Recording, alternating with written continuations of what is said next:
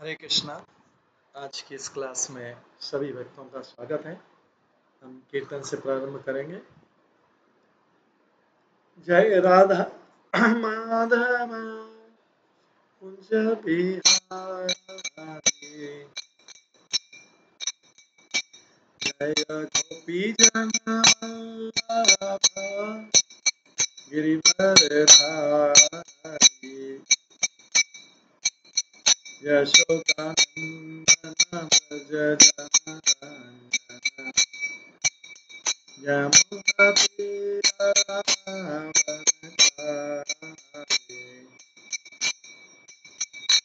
जय राधा माधव कुंज बिहारी। हरे कृष्णा कृष्ण कृष्ण हरे हरे, हरे राम राम राम हरे हरे,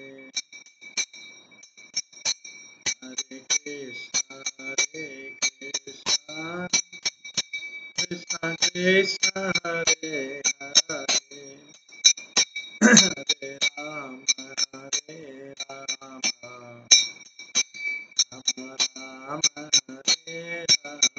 हरे हरे, हरे कृष्णा कृष्ण कृष्ण हरे हरे, हरे राम राम हरे हरे,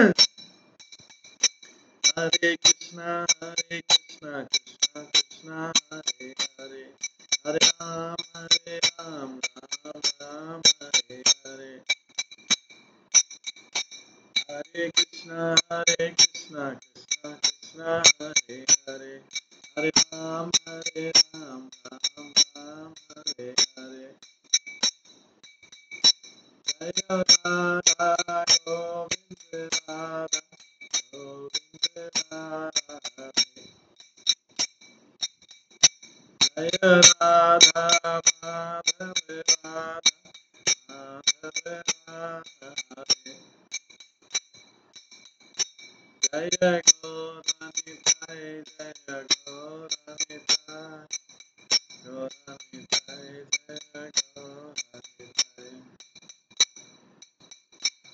जय जय प्रभुपाद प्रभुपाद प्रभुपाद, जय जय प्रभुपाद, जय गौर हरि बोल हरि बोल हरि बोल, जय गौर हरि। श्री राधा गोविंद देव की जय, श्री जगन्नाथ बलदेव सुभद्रा महारानी की जय, श्री गौर निताय की जय, श्री प्रभुपाद की जय, सभी भक्तगणों की जय।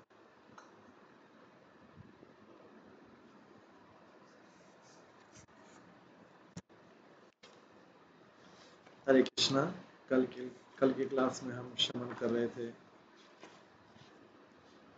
गर्ग संहिता के मथुरा खंड से, जिसमें हमने श्रवण किया था कि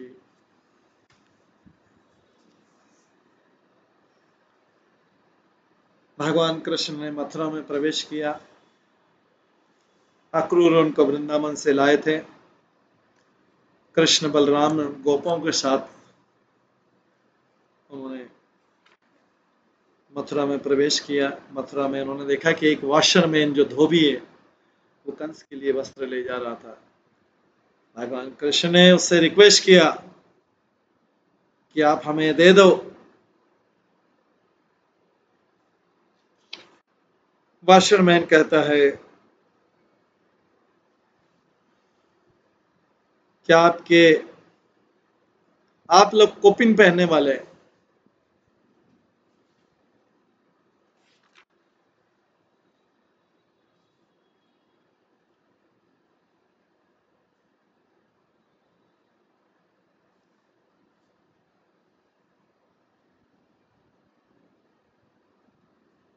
आप कॉपिन पहनने वाले, कभी आपके पिता और दादा ने कभी ऐसे कपड़े पहने? आप वन में रहने वाले असभ्य लोग हैं। अगर आपको अपने जीवन की कीमत पता है, इस नगर से बाहर निकल जाइए। अगर आप नहीं जाएंगे तो मैं आपको जेल करवा दूंगा। भगवान ने ऐसे शब्द सुन के उसको अपने हाथ से उसका सिर काट दिया। उसके बाद एक जुलाहा आया, उसने भगवान के ड्रेस को अच्छी तरह किया, फिट किया, और इस तरीके से भगवान ने उसको अपना धाम दे दिया।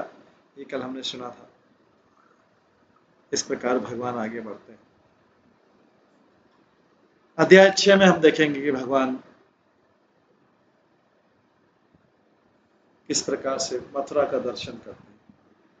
नारद मुनि कहते हैं, बलराम के साथ और गोपों के साथ श्री कृष्ण जो नंद महाराज के पुत्र हैं, एक माली के पास में गए, फ्लोरिस्ट।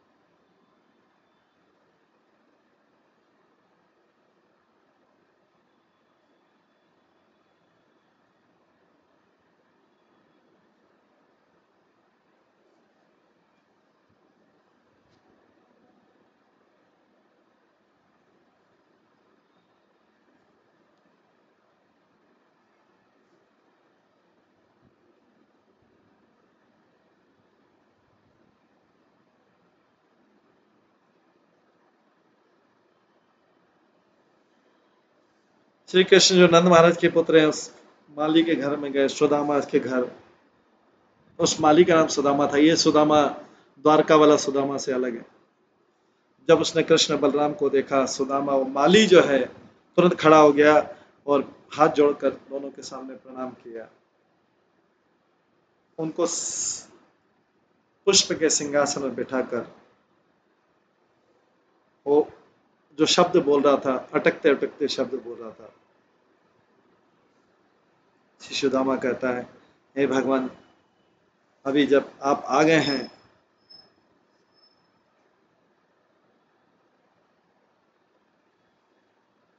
मेरा घर, मेरा परिवार, मेरा जन्म, ये सब सफल हो गया। मेरे तो ये सोचना है कि मेरे पूर्वजों के 7 पीढ़ियां, मेरे पिता के 7 पीढ़ियां, माता की 7 पीढ़ियां और वाइफ की 7 पीढ़ियां वैकुंठ लोक में चले गए। आप दोनों पूर्ण पुरुषोत्तम भगवान हैं, जो यदुवंश के कुल में आए हैं पृथ्वी का भार उतारने के लिए। मैं आप दोनों को प्रणाम करता हूं। आप जो दोनों कंट्रोलर हैं सारे जगत के, वो मेरे गरीब के घर में आए। श्री नारद मुनि कहते हैं, ये शब्द सुन के जो फ्लोरिस्ट है, माली है, उसने कृष्ण बलराम को कई पुष्पों के आभूषण दिए, जिसके आसपास भंवरे गूंज रहे थे। इसके बाद उन्होंने उनको प्रणाम किया।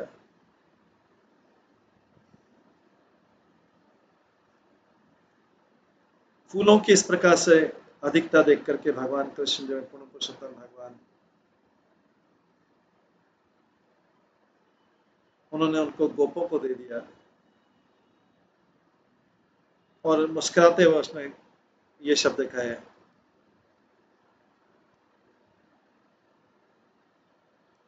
भगवान ने उन सारे पुष्पों के आभूषण को गोपों को अपने साथ जो गोप आए थे उनको दे दिया और स्माइल करते हुए, मुस्कुराते हुए उन्होंने ये शब्द कहे कि आपका मेरे चरणों के प्रति महान भक्ति मिलेगा, आपको मेरे चरणों के प्रति। आपको मेरे भक्तों का संग मिलेगा। इस जगत में आपका मेरे जैसा आध्यात्मिक रूप होगा। तब भगवान बलराम ने उनको गिफ्ट दिया, क्या आपकी सुंदरता बढ़ती रहे।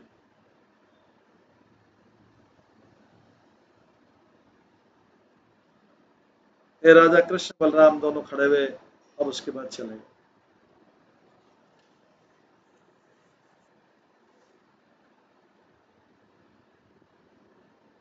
जब इस प्रकार अलग रास्ते पर जा रहे थे, भगवान कृष्ण ने कुछ प्रश्न पूछा उस युवा सुंदर और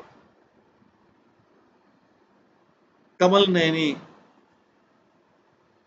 कुब्जा से प्रश्न पूछा, जो अपने हाथ में चंदन का एक कटोरा लेके जा रही थी। पूर्ण पुरुषोत्तम भगवान कहते हैं, आप कौन है? आपको कौन आदमी प्रेम करता है? किसके लिए आप चंदन ले जा रहे हैं? हमको दे दो। अगर हमको दे दोगे आपको सौभाग्य मिलेगा।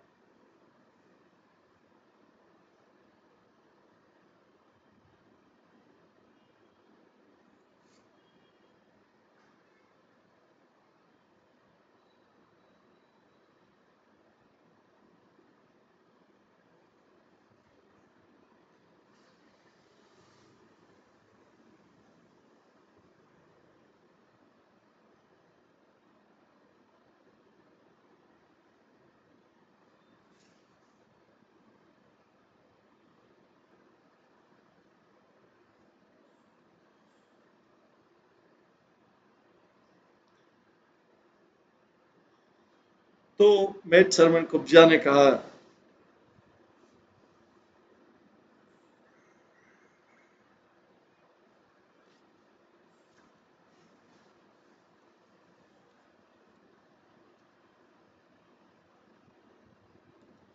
कुब्जा ने कहा,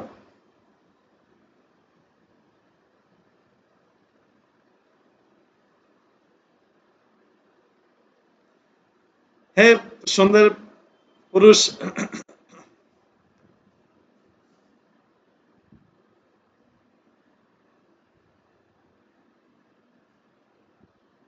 हे सुंदर पुरुष, मैं मेड सर्वेंट हूँ, मैं सेविका हूँ।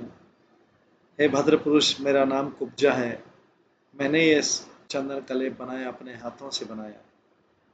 कंस जो भोज का राजा है, इसको बहुत पसंद करता है। मैं कंस की मेड सर्वेंट हूँ, लेकिन अब मैंने आपको देख लिया है और मैं देखता था आप बड़ी बड़ी भुजाओं वाले हैं। आपकी भुजाएं एलिफेंट के ट्रंक जैसी।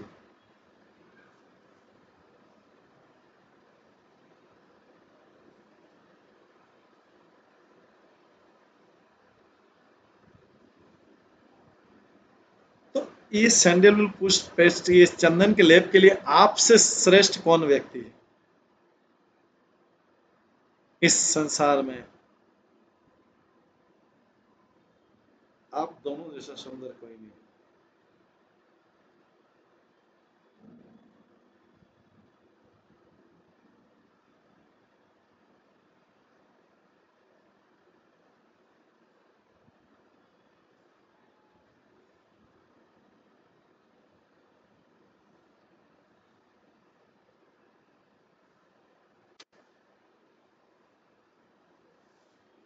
नारद मुनि कहते हैं,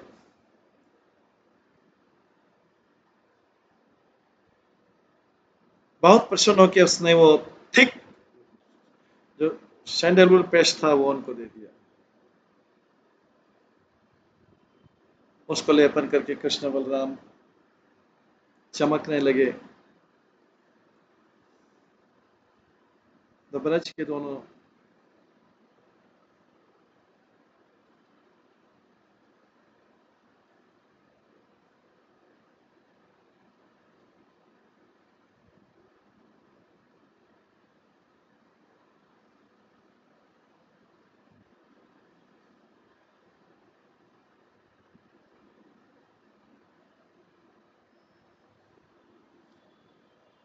जो ब्रज के गोप ग्वाल बाल थे उन्होंने भी उस चंदन का लेप ले लिया।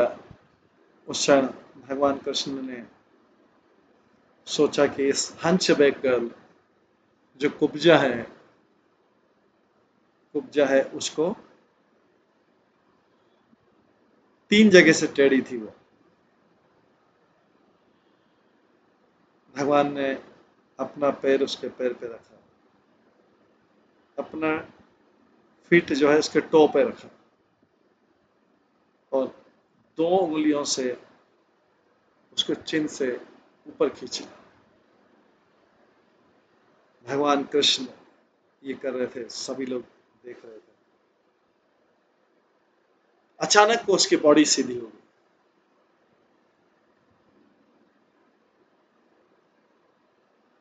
बहुत सुंदर कन्या बन गई, स्ट्रेट स्टिक के समान हो गई।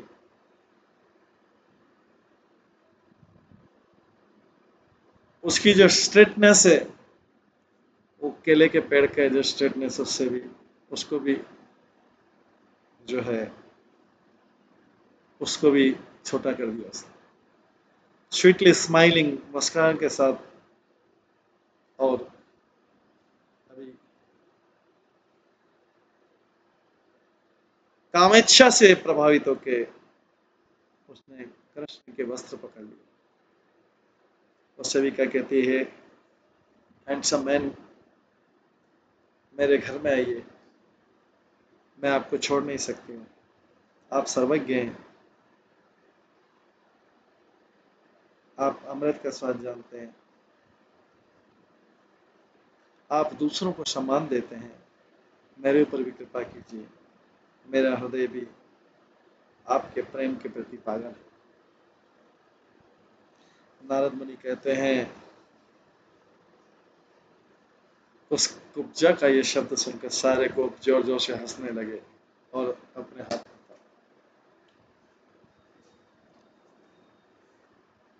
भगवान कृष्ण ने स्माइल किया और जैसे बलराम ने उनकी तरफ देखा, भगवान कृष्ण ये शब्द बोलते,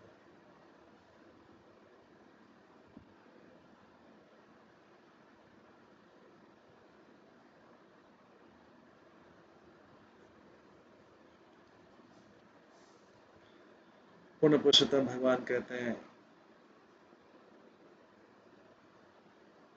जो बहुत सुंदर और दयालु लोग होते हैं, जो अपने घर में अजनबी व्यक्ति को भी घर में मेहमान बनाते हैं, वो इन मथुरा में रहते हैं। इसलिए मथुरा जो है इतने ऐश्वर्य से भरा हुआ है। भगवान बोलते हैं कि मैं अपना काम कर लूंगा, इस साइट सीइंग का काम कर लूंगा सिटी का, मैं श्योरली आपके घर में आऊंगा, मैं श्योरली आपके घर में आऊंगा। नारद मुनि कहते हैं,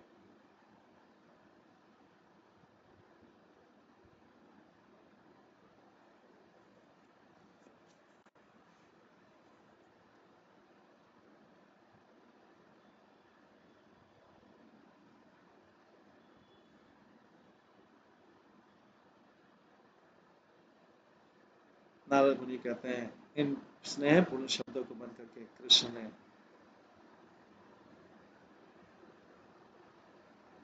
इस प्रकार से अपना वस्त्र लिया और चल दिए रोड पे।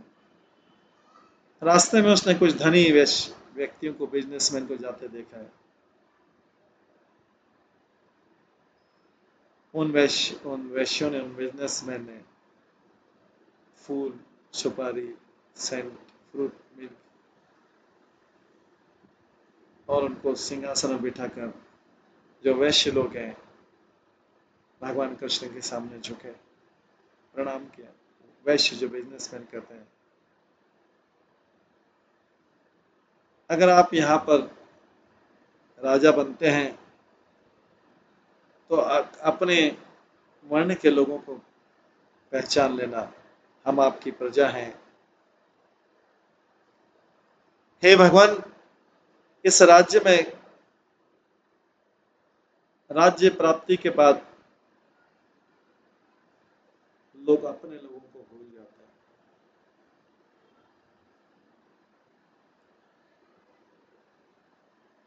नारद मुनि कहते हैं, इस प्रकार से सुंदर रूप से स्माइल करते भगवान ने पूछा सबसे कि वो बड़ा धनुष कहाँ रखा है जिसके लिए हमको कंस ने बुलाया है।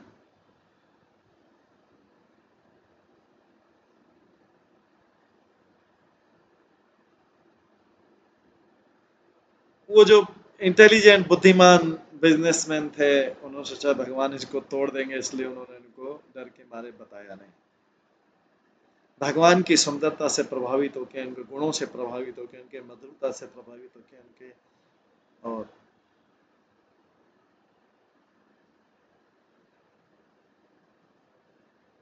उनसे से आकर्षित होकर कुछ बच्चे उनके पास में आए। धनुष कैसे कृष्ण ब्रेक करेंगे उसको देखना चाहते थे, अपने पास में उनको ले गए। आओ बच्चों अगर आओ, हम आपको धनुष बताते हैं।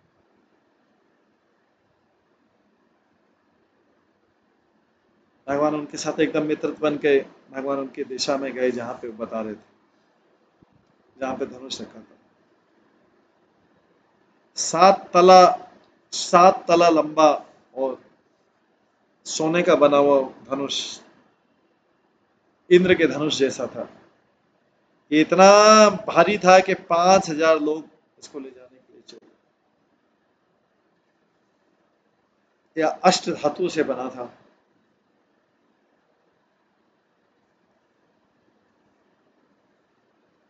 और 1,00,000 भार वजनी था। चतुर्दशी के दिन लोगों ने इसकी पूजा की थी यज्ञ मंडप में। बहुत समय पहले भगवान परशुराम ने ये धनुष जो है कंस को दिया था। भगवान कृष्ण ने उस धनुष को देखा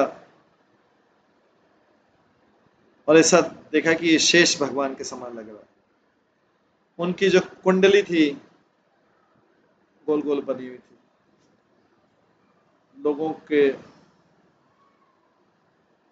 लोग उनको रोकने का प्रयास कर रहे थे, उनको बाधा को तोड़ के भगवान कृष्ण ने धनुष उठा लिया।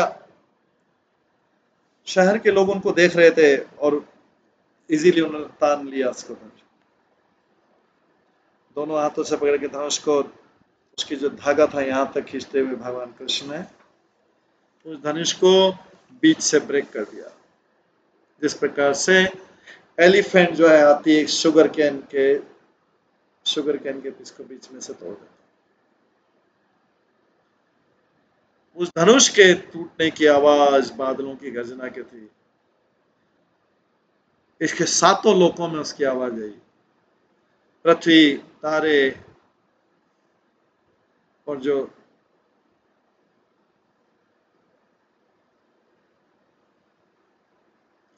चार हाथी हैं, जो 8 हाथी हैं जो सारी दिशा में इसको संभालते हैं, पृथ्वी को, भूमंडल को, हिल गए। पृथ्वी पर लोगों के कान बहरे हो गए उस आवाज से। वो ध्वनि ने कंस के हृदय को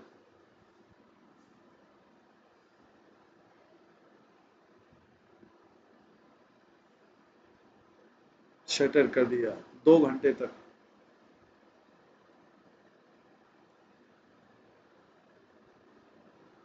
जो सेवक थे उन्होंने कृष्ण पर आक्रमण किया। उस स्थान पे थे कृष्ण को पकड़ने के लिए जो सब असुर थे, असुर सिपाही थे, बोले इसको बांध दो, बांध दो। उनको शस्त्रों के साथ आते देख कृष्ण बलराम ने वो टूटे हुए धनुष को उठाया और उनको मारने लगे। कई अचेतन हो गए क्योंकि धनुष बहुत भारी था। उनके हाथ, पैर, नाखून, कंधे ब्रेक हो गए। 5,000 सिपाही नीचे गिर गए। भय से कांपते हुए भगवान, जो कई लोग इसको देखने के लिए आए, सिटी में कोलाहल मच गया, लोग डर गए। उस समय कंस के ऊपर रखा हुआ जो राज छत्र था वो नीचे गिर गया।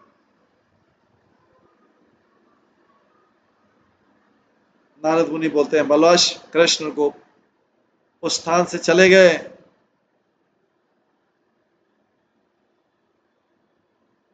सबको मार मोर के भाग के चले गए। नंद महाराज को सूर्यास्त के समय पाकर भगवान कृष्ण बहुत डरे हुए थे। नंद महाराज भगवान कृष्ण के सुंदर रूप को देखते हुए मथुरा की जो स्त्रियां हैं भ्रमित हो गई थी, उनके अंदर प्रेम उमड़ आया। कामेच्छा से और उनके बाल और उनके गारमेंट्स जो है बिखरे हुए देखकर वे आपस में बात करने लगे। मथुरा की स्त्रियां कहती, जब हम कृष्ण की तरफ देखते हैं जो करोड़ों कामदेव की सुंदरता को भी छिपा देता है, और अपनी इच्छा से जब वो मथुरा में घूमते हैं, हमारे शरीर में कामेच्छाएं प्रबल हो जाती हैं। मथुरा की स्त्रियां कहती है, क्या स्त्रियां कठोर हृदय होती हैं क्या? सिटी में तो नहीं। भगवान कृष्ण की तरफ दृष्टिपात करते हुए हम भ्रमित हो गए उनके प्रति प्रेम करने। हमने ऐसे सुंदर अंग कभी नहीं देखे हैं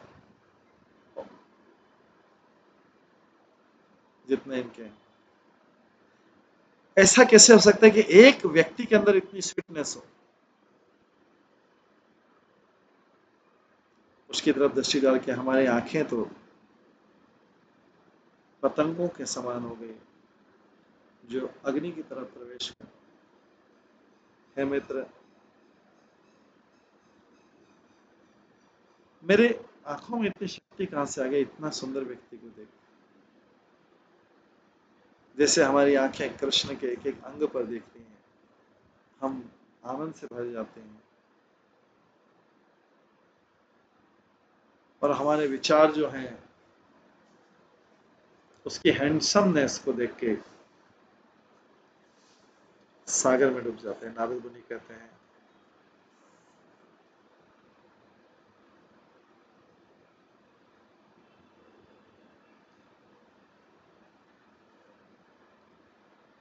जब इस प्रकार से उन्होंने दिन में देखा, मथुरा की स्त्रियां दिन भर में देखा तो मथुरा के स्त्रियां रात में स्वप्न में भी कृष्ण को देखा। हे मिथिला के राजा, उन्होंने सोचा कि गोपियों ने ऐसा कैसे किया था, गोपियों ने ऐसी कितनी तपस्या की थी कि उनको कृष्ण का रास नृत्य में कृष्ण की कंपनी मिली, कृष्ण का संग मिला। इस प्रकार से वो मथुरा की स्त्रियां सोच रही थी। इसके बाद 7वां अध्याय प्रारंभ होता है मथुरा की स्त्री के बारे में। तो नारद मुनि कहते हैं, कंस ने जब सुना कि किस प्रकार से कंस के वॉशरमैन को, कंस के धोबी को मार दिया है, सिर उसका अलग कर दिया है, उसके सारे गार्ड्स को, सुरक्षा कर्मियों को मार दिया है, वो धनुष भी तोड़ा चुका है, कंस तो भय से भर गया। तब से कंस ने कई अशुभ चिन्ह देखना चालू। उसके शरीर का लेफ्ट साइड कांपने लगा। स्वप्न में उसने देखा उसके अंग टूट गए हैं, सो नहीं सका रात्रि भर। उसको स्वप्न आया कि उसको घोस्ट जो है उसके ऊपर वार कर रहे हैं, अटैक कर रहे हैं, उसको ऑयल से लेप कर रहे हैं और वे निर्वस्त्र जा रहे हैं, भूत प्रेत।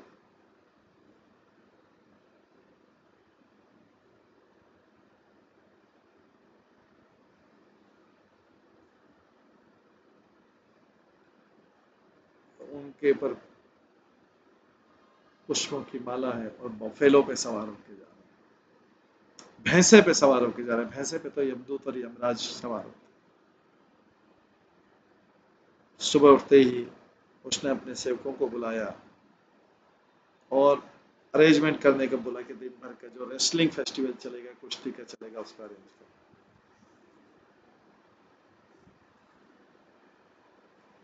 जो उसकी बिल्डिंग थी, महल था, उसके सामने एक खेल का क्षेत्र था,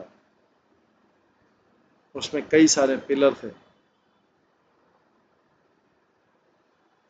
वहां पे सोने और रत्नों से सजा हुआ था, ऊपर सीढ़ियां थी।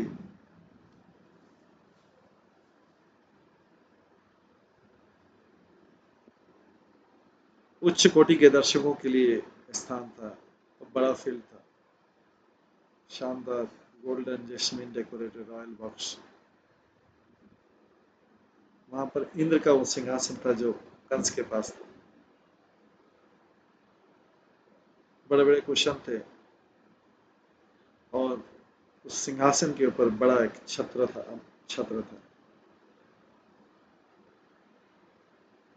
इतना ग्रेसफुल जैसे चंद्रमा का सर्कल रहता है। और इसके ऊपर हंसों के पंखे थे, चमर थे, डायमंड हैंडल वाले चमर थे।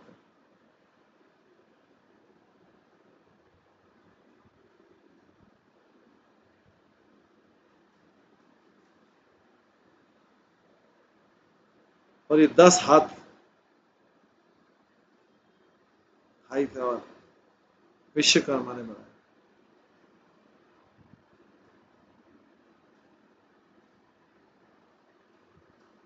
जब कंस सिंहासन ऊपर चढ़ा, वो एक सिंह के समान लग रहा था, सिंह माउंटेन के टॉप के ऊपर चढ़ रहा।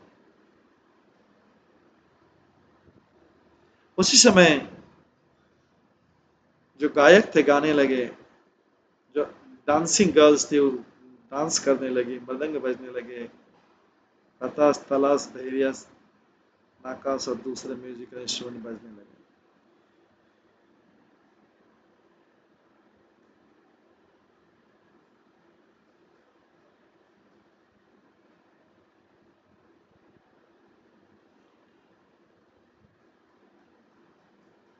कई दर्शकों के सामने, कई राजाओं के सामने, कई राज्यपालों के सामने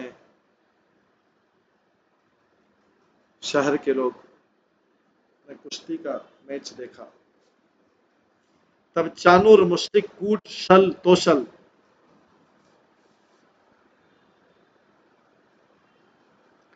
वहां पे प्रवेश किए और एक दूसरे से गदा युद्ध करने लगे। कंस के द्वारा आगे बुझाए जाने पर राजा नंद्र और दूसरे गोप उनके सामने झुके और अपने गिफ्ट उनके सामने रख दिए नंद ने, और वो अपने अपने बॉक्स में चले गए, अपनी अपनी सीट पे चले गए। कंस को कई ऑफरिंग आई, गिफ्ट आए, बाणासुर से आया, जरासंध से आया, नरकासुर से आया, संबरासुर से आया, और कई दूसरे राजाओं से आया। कृष्ण बलराम जो सामान्य व्यक्ति लग रहे थे, वो भी आए आगे उस कुश्ती के मैच को देखने के लिए।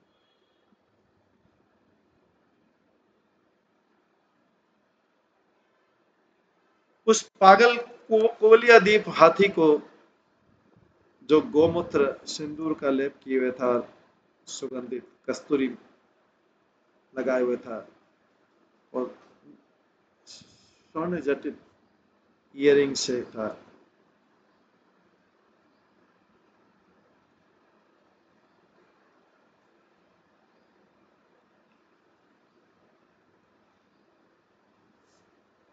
और इसके मुख से मदिरा बह रही थी। और ये जो कोलिया द्वीप हाथी था, इसने आगे का रास्ता ब्लॉक कर दिया, आगे का रास्ता ब्लॉक कर रास्ते को आगे ब्लॉक कर दिया था।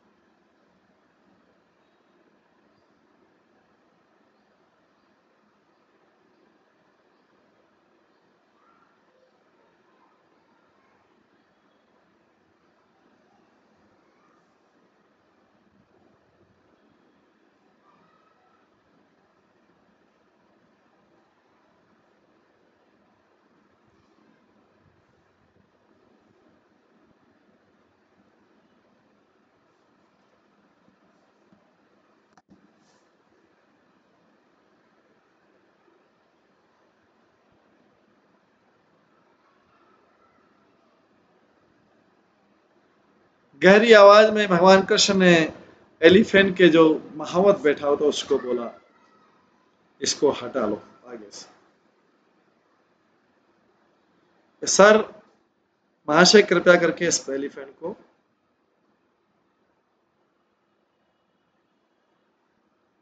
हटा लो और हमें रास्ता दो। अगर आप देते नहीं मैं आपको फेंक दूंगा और आपके एलिफेंट को भी, आपके हाथी को भी नीचे फेंक। क्रोधित होकर जो एलिफेंट का महावत था उसने एलिफेंट को सारी दिशाओं में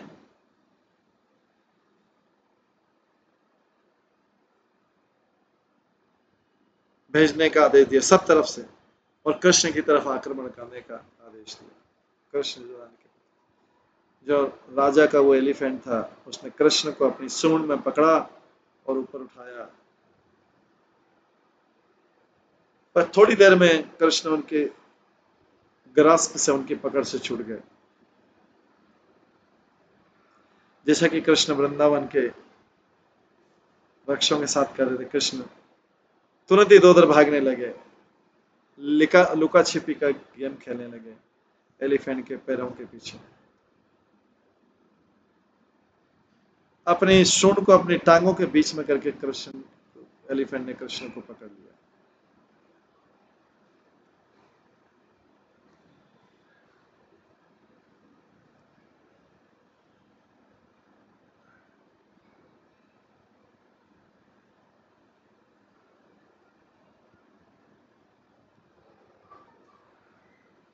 अब सूंड को दोनों हाथ से पकड़ के कृष्ण जो है एलिफेंट के उस हाथी के पीछे दौड़े। उसकी जो सूंड थी और शरीर था वो ट्विस्ट हो गया।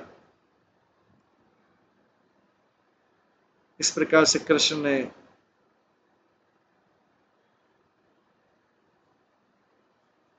एलिफेंट को पकड़ने की कोशिश किया, पर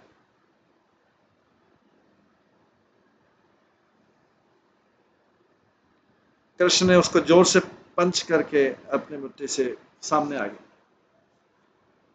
हे विधेय के राजा बहुलाश्व, जब कृष्ण इस प्रकार से भागने लगे तो एलिफेंट उनके पीछे पीछे भागा। मथुरा में, पूरी मथुरा में भयंकर शोर मच गया। भगवान बलराम जो बहुत शक्तिशाली है, उन्होंने एलिफेंट की पूंछ को पकड़ा दोनों हाथों से और ऐसा जोर से पीछे की तरफ खींचा जैसे गरुड़ जो है सर्प को खींचता है। हंसते हुए भगवान कृष्ण ने एलिफेंट के ट्रंक सूंड को पकड़ लिया और अपने दोनों हाथों से खींचा जैसे कोई रस्सी खींचता है। हे राजाओं के राजा बहुलाश, एक तरफ बलराम पीछे से पूंछ से खींच रहे, एकदम कृष्ण सूंड से खींच रहे हैं। एलिफेंट जो हाथी था बहुत दुखी हो गया।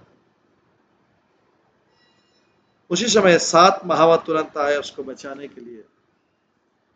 दूसरे महावत ने 300 और हाथियों को बुलाया कृष्ण को मारने के लिए। जैसे बलराम जी देख रहे थे कृष्ण की तरफ, पूर्ण पुरुषोत्तम भगवान ने उस पागल हाथी की तरफ गए,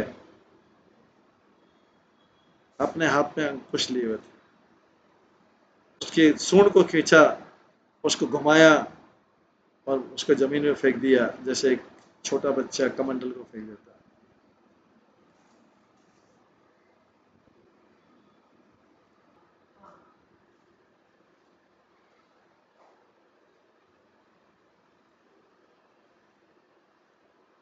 इस प्रकार से जब एलिफेंट को इस प्रकार से फेंका गया तो संत लोगों ने देखा कि मथुरा के लोगों ने देखा कि सारे जो महावत हैं वो गिर गए, भाग गए और एलिफेंट की मृत्यु हो गई उस हाथी की। उससे एक ज्योति निकली, एलिफेंट की डेड बॉडी से, मृत शरीर से ज्योति निकली और कृष्ण के शरीर में प्रवेश किया। कृष्ण जो कि मानसून के बादल के समान है, वेरी पावरफुल कृष्ण बलराम ने एलिफेंट की उस सूंड को निकाला और उसको हथियार यूज करके एलिफेंट के जो महावत थे उनको अटैक किया, जैसे कि 2 लायन मिलके हिरणों के झुंड को अटैक कर। जब वो एलिफेंट मारा गया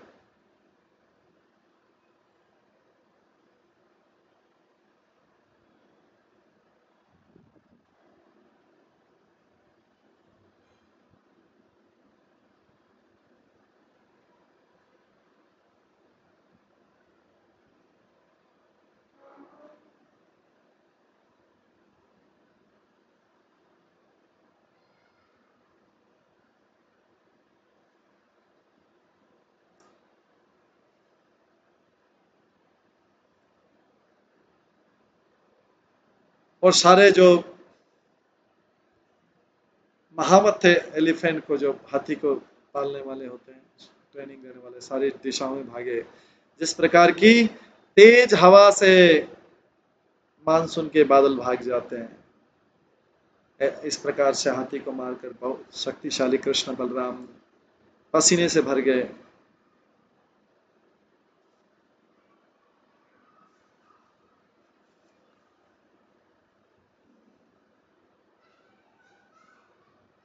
और हाथी के जो 2 दांत रहते हैं उनको हाथ में लेके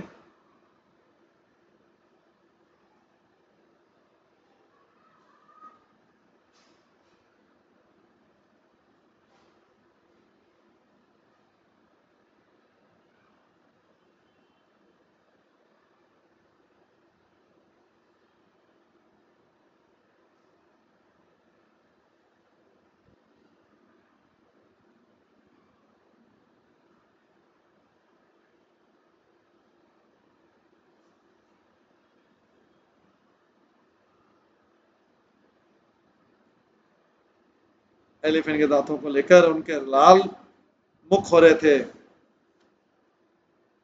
उसके साथ में उन्होंने उस क्षेत्र में प्रवेश किया। जिस प्रकार से 2 जंगल की जो आग रहती है तेज हवा से चलती है। बाकी गोप भी उनके पीछे पीछे चलने लगे और जोर से करने लगे, जय हो जय हो, और ये देखने के लिए उत्सुक है कि आगे क्या होगा।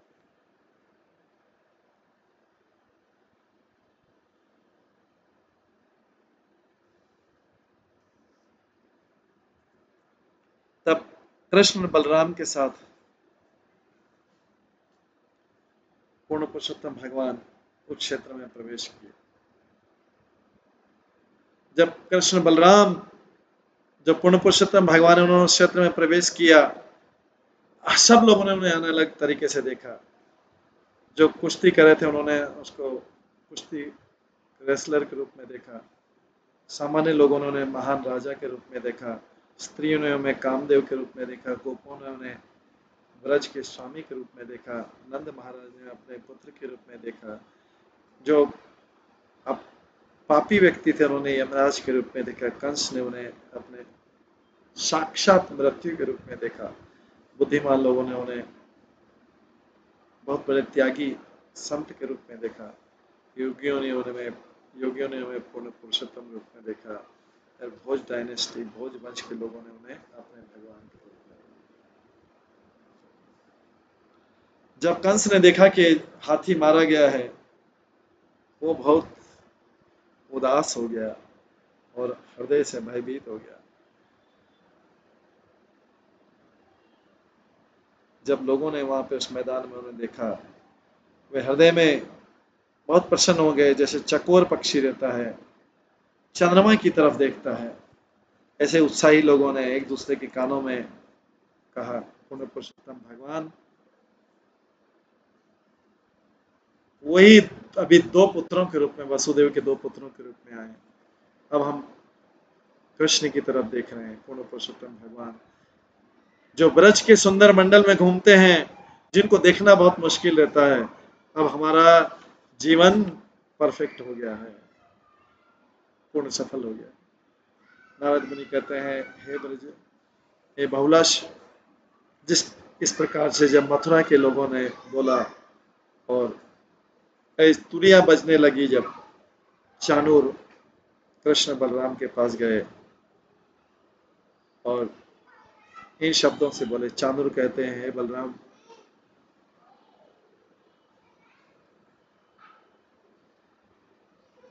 हे कृष्ण, आप दोनों बहुत शक्तिशाली हैं। हमारे हमारे राजा के सामने हमसे युद्ध करिए। अगर कृष्ण प्रसन्न होता है, अगर कंस प्रसन्न होता है तो हमारे पास क्या अच्छी चीज नहीं आ सकती आपके पास, हमारे पास। पूर्ण पुरुषोत्तम भगवान कहते हैं, राजा की कृपा से हम बहुत प्रसन्नता से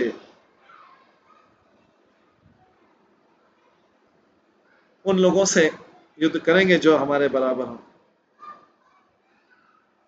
हम उन लोगों से क्या फाइट करेंगे, शक्तिशाली करेंगे, जो हमसे बहुत स्ट्रांग है। इस प्रकार की गलत अधार्मिक फाइट नहीं होनी चाहिए। चाणूर कहते हैं, आप बालक नहीं है साधारण, न कोई आप यूथ हैं, आप शक्तिशाली विषय भी शक्तिशाली हैं। आप दोनों ने बड़ी आसानी से एक हाथी को मारा जो हजारों क्रोधित हाथियों से शक्तिशाली है। नारद मुनि कहते हैं, इन शब्दों को सुन के भगवान कृष्ण जो पूर्ण पुरुषोत्तम भगवान है, जो सारे कष्ट को हटाते हैं, चाणूर से कुश्ती लड़ने के लिए आगे बढ़े, जबकि बलराम जो है मुष्टिक से आगे बढ़े कुश्ती लड़ने के लिए। चाणूर और मुष्टिक दो बड़े बड़े पहलवान। जब लोगों ने देखा कृष्ण चाणूर दोनों कुश्ती लड़ रहे हैं, एक दूसरे को खींच रहे हैं, पुल कर रहे हैं, पुश कर रहे हैं दोनों भुजाओं से, वो दो एलिफेंट के समान थे, एक दूसरे को हराने की कोशिश कर रहे। उनको उठा के, दोनों भुजाओं से उठा के कृष्ण ने अपनी दोनों भुजाओं से उठा के कृष्ण ने चाणूर को उसका वजन देखा, जैसे ब्रह्मा जी जो है किसी व्यक्ति की पायस डीड का वेट देखते हैं, जिस प्रकार से भगवान शेष जो सर्पों के राजा हैं पृथ्वी को उठाते हैं अपने ऊपर एक हाथ से, चाणूर ने एक हाथ से कृष्ण को उठा लिया। पूर्ण पुरुषोत्तम भगवान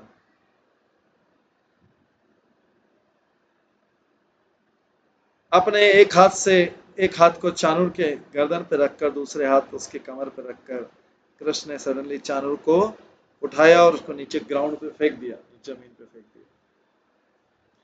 एक दूसरे पर प्रहार करते हुए अपने हाथों से, घुटनों से, पैरों से, भुजाओं से, फिंगर से, फिश से कृष्ण चाणूर दोनों युद्ध किया। बलराम और मुष्टिक में इस प्रकार से लड़े एक दूसरे के ऊपर, एक दूसरे से लड़े। उनके इस हैंडसम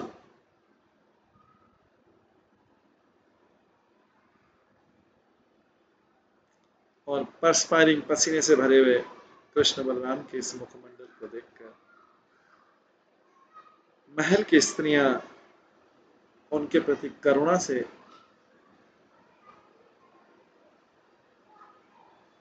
भर गई और महल की विंडो से देखने लगी। वो स्त्रियां कहती है, एक अधार्मिक लड़ाई हो रही है अभी इस सभा में, राजा की सभा में, राजा की उपस्थिति में।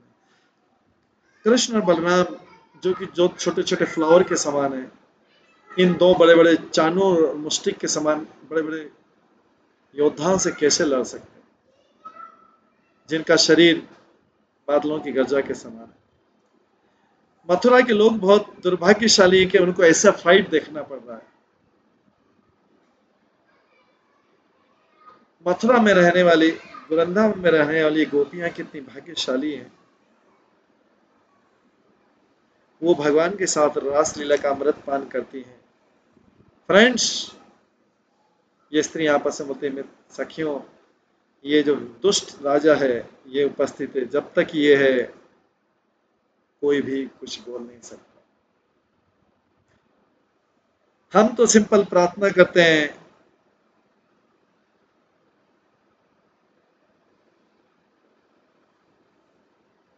कि हमारे पुण्य कर्मों से की शक्ति से ये दोनों बालक अपने शत्रुओं को हरा दे, हम ऐसी प्रार्थना करते हैं। इस प्रकार से स्त्रियां अपनी प्रार्थना करें इन दो बालकों को लेकर, किस प्रकार से, तो मैच ही नहीं है कोई दोनों का। दो छोटे छोटे बालक है, कृष्ण बलराम, फ्लावर के समान, चाणक्य को मुझसे कितने बड़े पहलवान है, उनसे कंस लड़वा रहा है।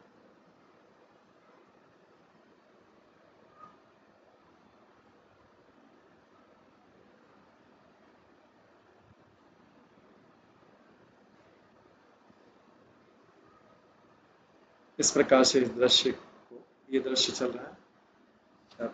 इसके आगे दृश्य कंस मारा जाएगा भगवान के द्वारा, क्योंकि चाणूर और मुष्टिक भी मारे जाएंगे। वो कथा हम कल की क्लास में श्रवण करेंगे। आज की क्लास में यहीं पे विराम देते हैं। सभी भक्तों का बहुत बहुत धन्यवाद। सब भक्तों के लिए एक बार हरे कृष्ण महामंत्र का जप करते हैं। हरे कृष्णा कृष्णा कृष्णा हरे हरे, हरे राम राम राम हरे। श्रीमद् गर्ग संहिता ग्रंथ की जय, श्री गर्ग मुनि की जय, श्री प्रभुपाद की जय, सभी भक्तगणों की जय। हरे कृष्ण।